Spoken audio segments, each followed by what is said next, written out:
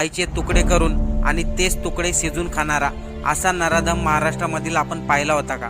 ही घटना खरी घडली आहे. जन्मदात्याच्या आईला संपवले, त्यानंतर तिचे तुकडे करून अक्षरशः यांनी शिजून खाल्ले.